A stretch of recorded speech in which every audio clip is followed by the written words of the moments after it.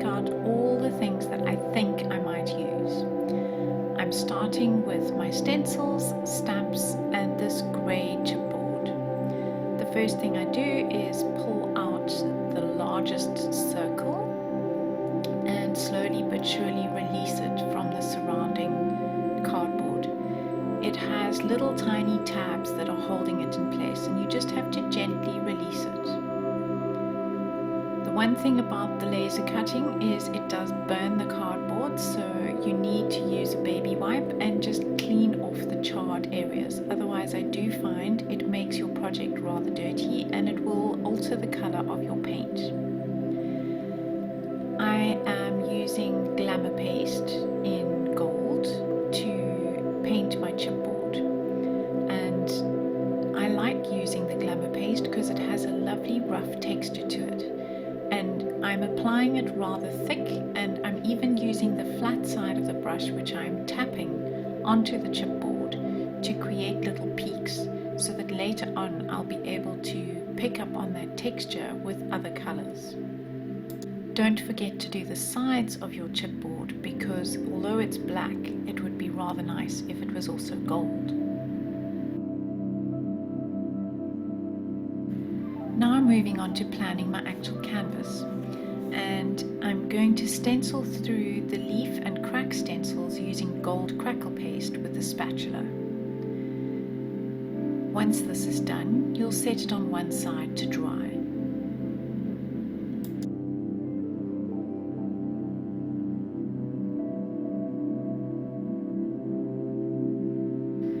Seeing as my crackle paste was almost dry, I'm applying cream paste with a spatula to the center of my canvas, and then I'm going to use the wood grain tool in the center to create fake wood. You do this by rocking the wood grain tool backwards and forwards, and you can keep at it until you are happy with the composition that you have created.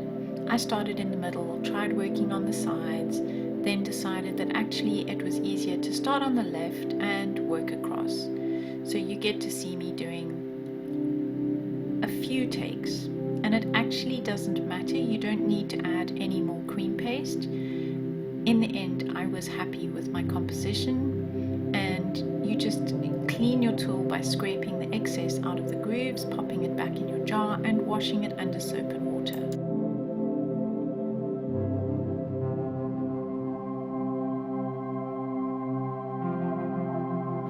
Once again, you can set this on one side to dry. It's better than heat gunning it. Now I want to add some subtle texture to the background before I start painting it. I'm using the Vivace, I'm not sure if I'm pronouncing it correctly, it's Vivace, I'm not Italian, and it's Bianco Titanium acrylic paint. I'm creating a little ink pad for myself with a spatula and inking up my stamp and printing it on my canvas. I always wet my stamp if I'm not going to clean it immediately, because the paint will dry permanently on your stamp. Now I'm adding the leather aquacolor acrylic. Don't forget to paint the sides of your canvas at the same time.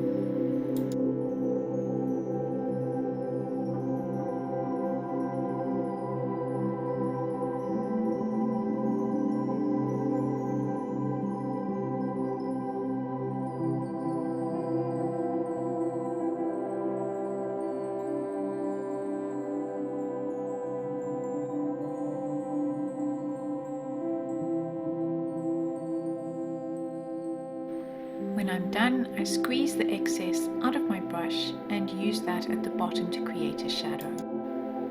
Once that's dry, I've decided to get out my flowers and start building my composition. When I'm happy with my composition, I get out the extra strong glue and glue it all in place.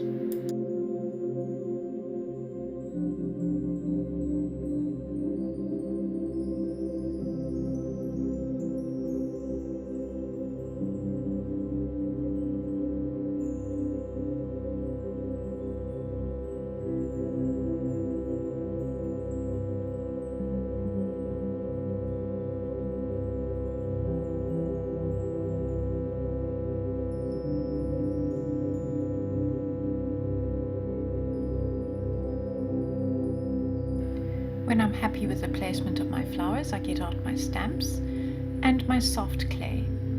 Working out where I'm going to put it, I remove the entire blob of clay, break off some pieces, and start working it to fit the size of my bird.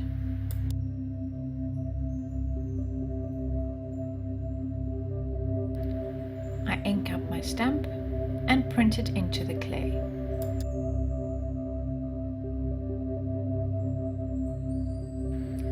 At this stage, I'm now adding extra glue and smoothing my clay into the background of my canvas so that you can't see the join.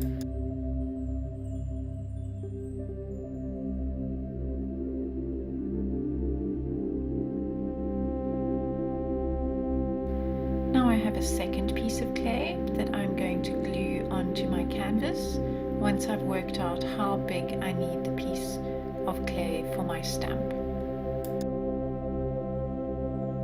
I'm intentionally creating rough and ragged edges with an overhang at the bottom and the top so that it looks like a piece of old paper, old leather, possibly old bark. I don't know, something just really interesting. And again, I ink up my stamp and print it into the center.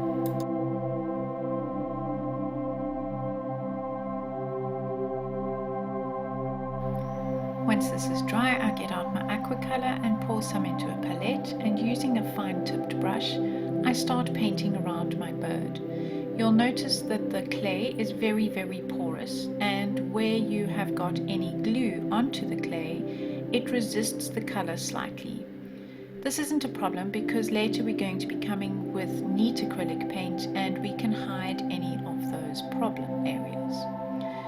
So here I go, carefully painting around the bird, and then I will do the same at the top with the writing, only I will add water so that it isn't quite so dark.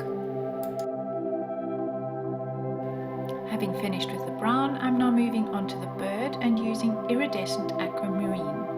I pour this into my palette again once I've shaken it up so that all the iridescent color and mica powder is mixed in well. Now I'm painting the bird and then I'm going to add it to my circular flourish. And then, just to balance things out, I'm also going to add it to the clay piece with my writing.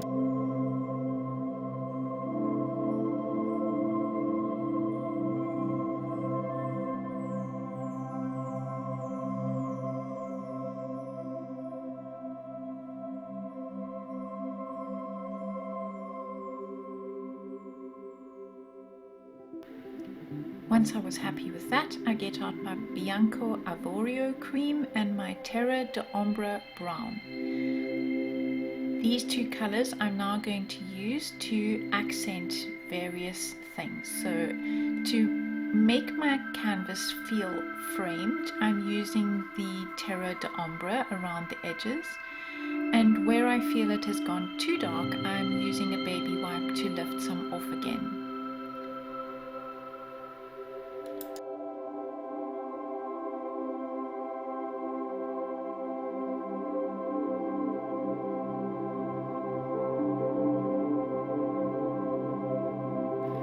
Using the Bianco Avorio, I turn my canvas sideways so that I can pull the brush towards myself and just clip with a very dry brush the raised areas of the wood grain effect I created earlier with the cream paste.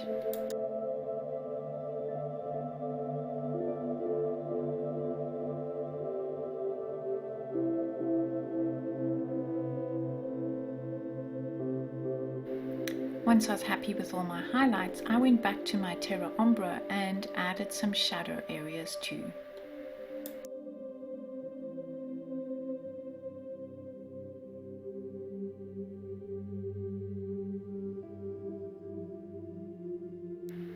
Having finished with the paint, I get out my Cerantica, which is a lovely liquidy, creamy wax. It's very soft, and I'm now going to paint a stencil. This stencil is from Oriental Garden and I'm using the Cerantica in turquoise.